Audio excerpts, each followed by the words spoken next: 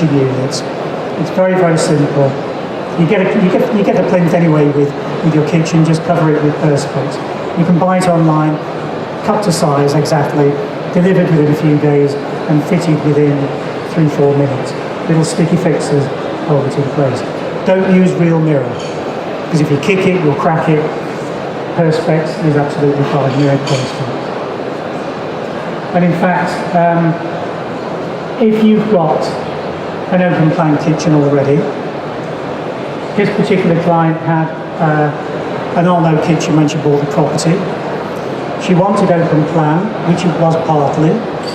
We had to open it up further because the sofas she bought before she moved in were too big, so walls had to come down. Everything had to change.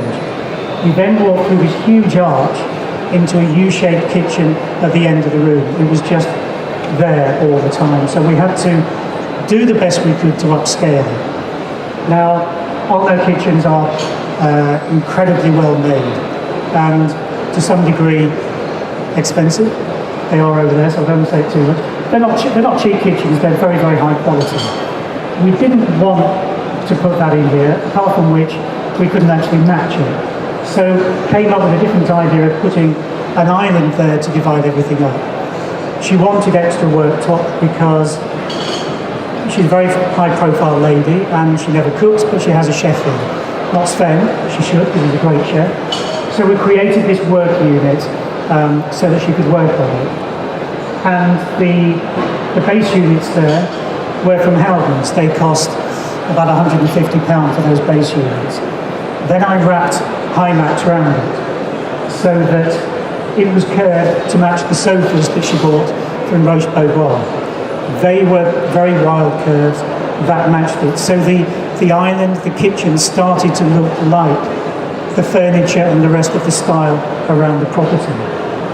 We added more light into it because she loved colour. Everywhere she wanted bright colours. I did the plinth underneath. It had to be supported at the end, but the floor travels right the way through. We added light into the glass worktop so that when that goes on, you've got a very soft light running through the recyclable glass worktop. And that's made to a template and just fitted in one piece. And that isn't expensive. It's cheaper than granite and a lot of finishes. It's well worth considering. And recycled glass is something that ages very, very well. And it will soften in its colouring as time progresses. So you might have a bright white, but it will turn a nice soft cream. If you want to blend those colours into the rest of the apartment, think about the different colour of glass that you can get with bottles. And you can actually specify which colours and which shapes and how fine and how big you want those to be. And I'm having some at the moment that are essentially a white creamy glass with bronze beer bottles into it, with a soft, very, very fine background colour with big chunks of the glass as well. And they will age over time into something that no other worktop will have. So you're not getting bored with it. But it matches the rest of the apartment, it matches the style. And creating an ergonomic style and a breakfast bar there where people can sit around it but not be all in a straight line is very, very cheap to do. Think about the kitchen island. It's useful, it doesn't have to be square or rectangular. Think about the different shapes you can do with it.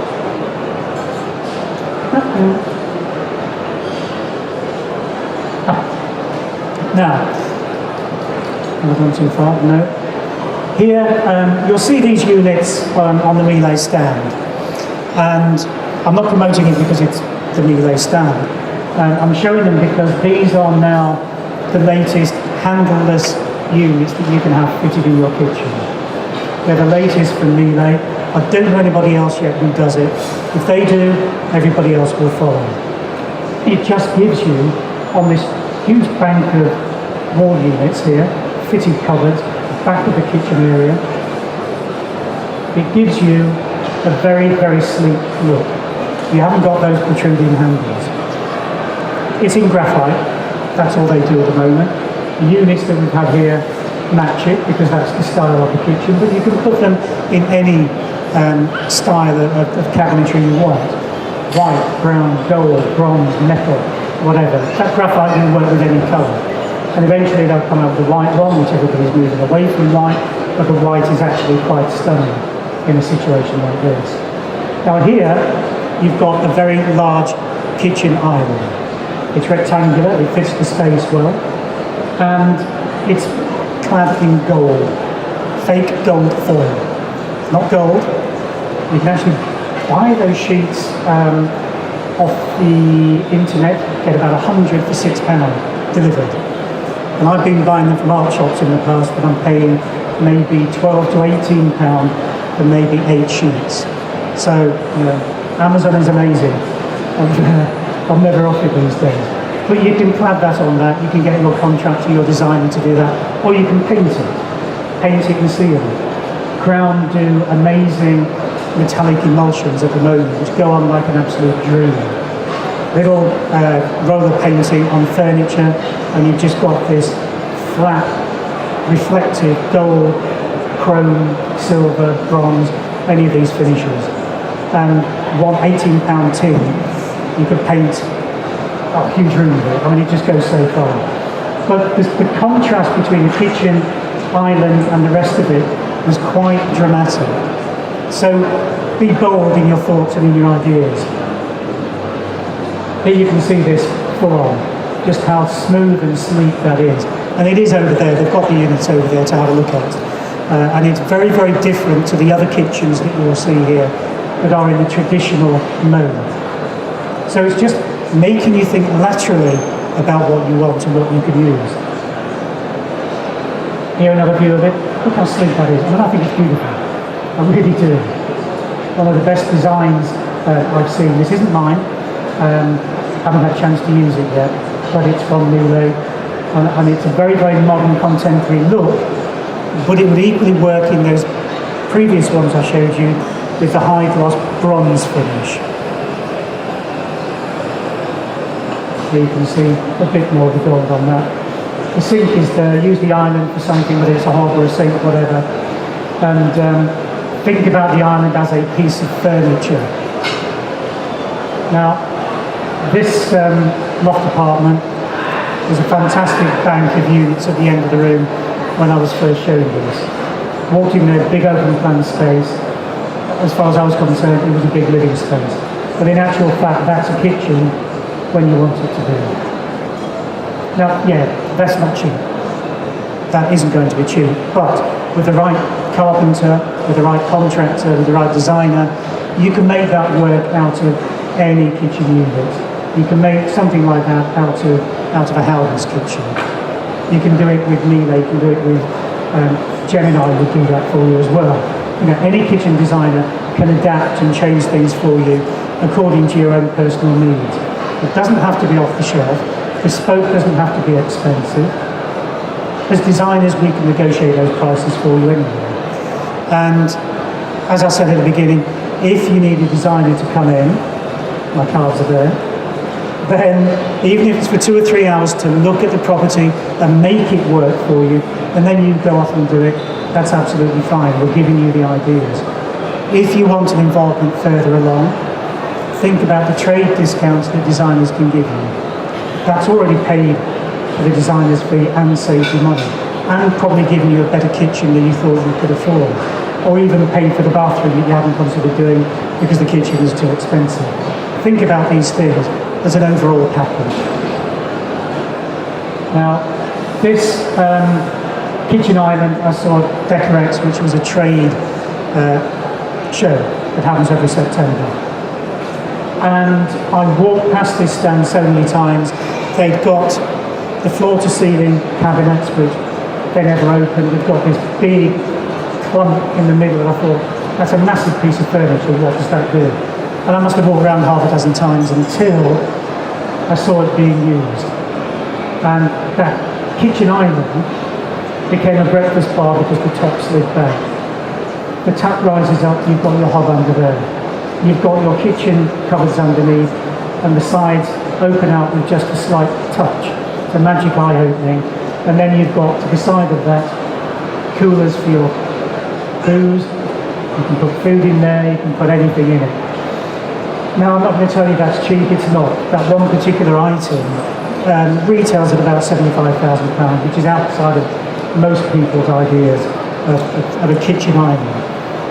But there might be things you can do with that. Think of the kitchen island as something else, not just a space to work on. Think of what you can do with the cabinetry underneath. Is there something you can do to maybe slide over? A lot of companies, even home-based, do kitchens now, where the worktops can slide across the top. So you can cover your sink, so you've got a raised worktop, move it over, and you've got your sink. I don't know how much they are. They're not going to be £75,000, that's for sure. But there are lots of things out there you can shop around for. Mix and match. You don't have to stay with one company for everything. And really, what I'm trying to get at here is that if you have got open plan, try and hide that kitchen as much as possible so it's not standing out all the time. Use floor-to-ceiling cupboards. Use sliding or fold-back units to put all these things away. Here you can see, the oven is in there. You can have your fridge freezers. You can have all sorts of things. But when it's closed, it just looks like that wall space there. You don't know what it is. It could be anything. Think of your zones. Think of them as entertainment spaces. Think of a kitchen island as somewhere where you can work and have people around. Now, obviously this isn't my kitchen, I'm just showing you how the entertaining space can be a little bit exaggerated. But it's working very well with that kitchen because there's nothing really there that looks like a kitchen. With this design here, integrating shelving, cupboards, bookcases, glass shelving around your ovens there, raising them off the floor, letting the light flow underneath. That's easily done. It's just thinking about what you're going to do with those wall units. And that, yes, it's a kitchen, but what a very attractive kitchen. And it's not cluttered with lots and lots of solid units. And it's very easy to have open cupboards like that. You can take the kitchen, add on to it something from IKEA to make that work. You can back the units together. You can double the depth of them. One side is cookery books and mess, the other side is very attractive ornaments, glasses, all these sort of things. And it keeps the mess away. Open shelving around with glasses in. It's a cool, clean, crisp, fresh design. Equally, whoever's doing the kitchen for you, you can probably have a piece of furniture made by them with some of their wall units. That particular cupboard there was fashioned out of the existing cabinets, but you've got a sideboard, a credenza, you're buying the legs, you're getting your carpenter to make something different. So that is blending in with the rest of the kitchen, and it all becomes furniture. So that's what you've got. You've got a kitchen that becomes furniture, and you can have individual pieces made and clad in the same finish as the rest of the kitchen.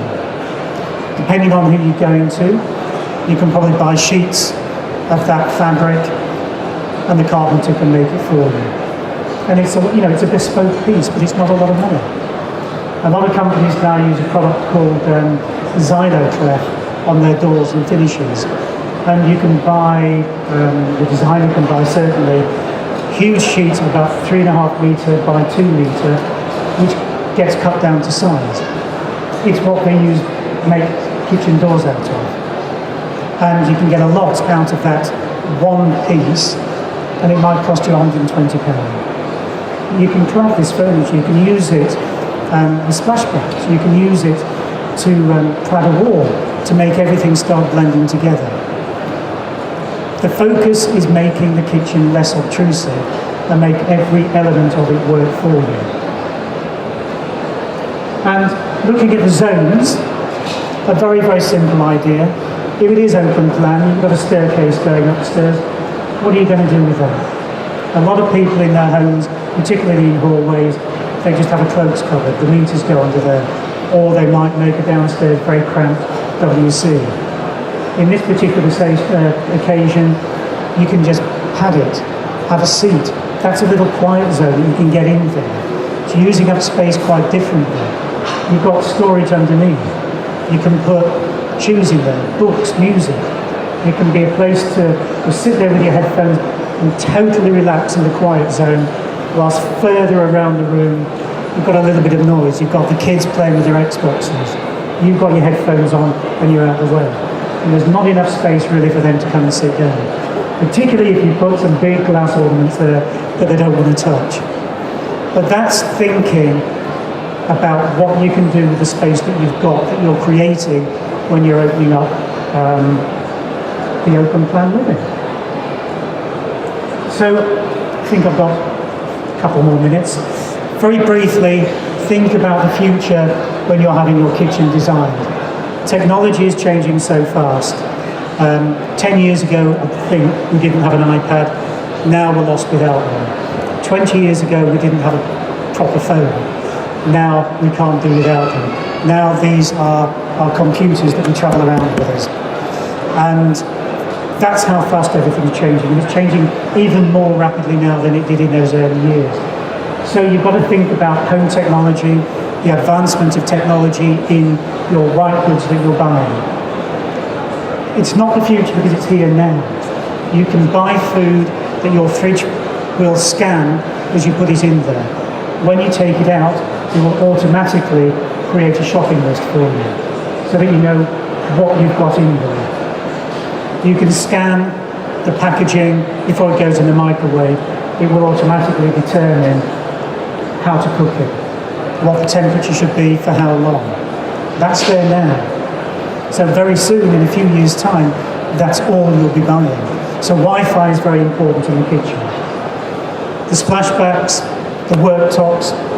We've all seen the James Bond films where they're all around a big table and they're working on this TV screen on the worktop and they're flicking through everything. You can do that now. You can have that built in to your worktop. So you've got essentially your iPad. You can be cooking, calling up your recipes. You can have them on the back there while you're washing up, cooking. You've got your TV there.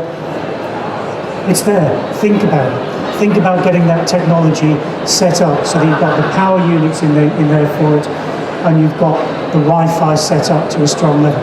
We're talking pounds there, not hundreds or thousands of pounds to be able to do that. Further down the line, when you change your units, then yes, you can immediately again get that Samsung fridge freezer that will scan everything that goes in. And of course, with something like Amazon bringing out the Dot and the whatever it is, I just call it Alexa. Alexa can call up all those details and she can print out your shopping list for you. And that just sits there. And you can buy those for about £120 now. It can control your house, it can control your lighting, it can turn your oven and hobs on. You can do all of those things if you're already set up with Wi-Fi and you've got those items there. So the future kitchen is here. Think about the future if you're not ready for it now. Plan for it. And in that vast open space that you're creating and designing, think about all those elements that you want in there and how you're going to make it work. Design for the house, not just the kitchen. And I think that's it. Any questions? Yes. Yes. Mm-hmm. Right.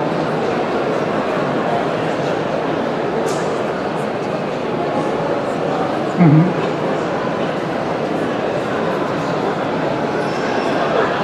Right. No, I don't think it will be overpowering because you're creating a furniture piece out of it. And I think to have that, it essentially becomes a little bit of a statement as well. And you can tone it down with different lighting on there as well. Light up the top so you've got a nice glow going into the ceiling. Yes, yes. And you're decluttering the place because you're getting everything out of the way and as high as you can. With some units they go to a certain height, then you can get a top box that goes on it as well. And if you've got the space for that and it's things that you don't want to use every day or even every week, store those things in the top and just get a little safety ladder to get up there. Yeah, but yeah, floor to ceiling as much as you can. Yes? Yeah.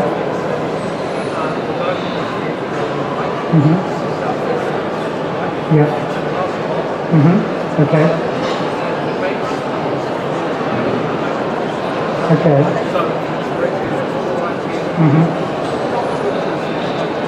Okay.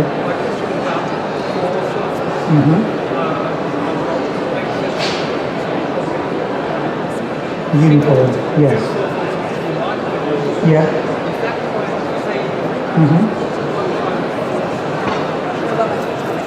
Well, if you want, have you got underfloor heating?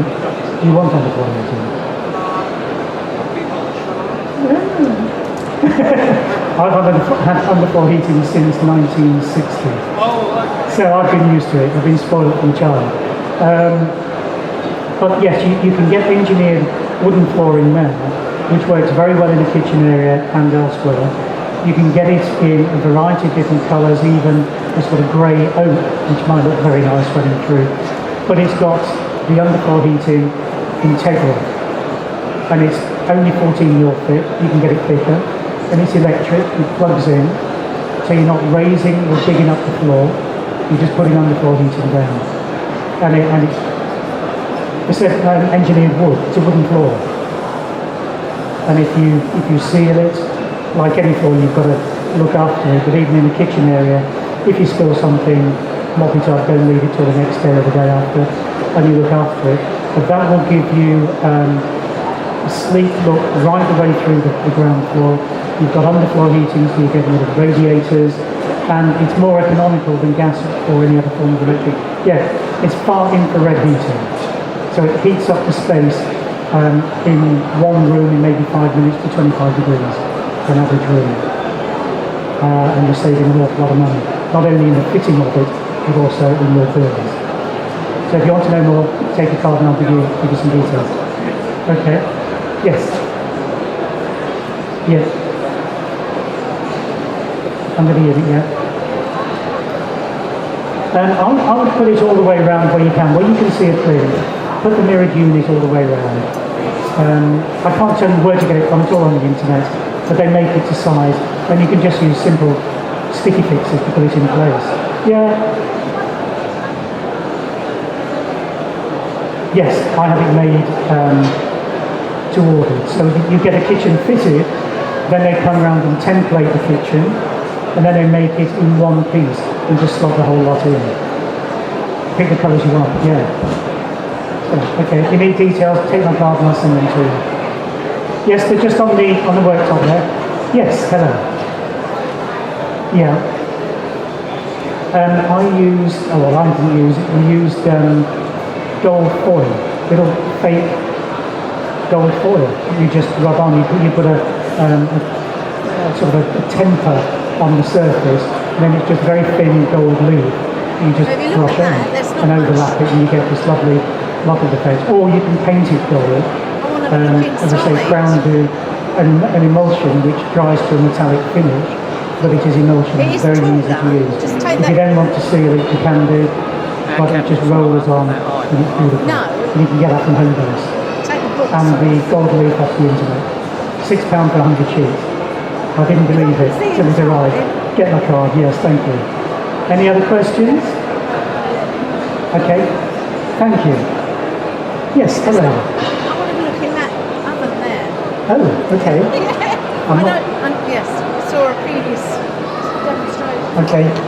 Can I confirm with you again? Yes. Earlier in the beginning, you said you use WD-40 for the shower screen. Oh, yeah. Are you talking about the glass? Yes, you can use it on glass and on the tiles. Spray it on, rub it in. WD-40. Oh, no, It's fantastic stuff. No problem with the Yeah, glass. no, it's I always fine. get a lot of water marks, so I wanted to Yes, no, it really keeps everything very clean. Oh, okay. It just repels water and steam. Yeah.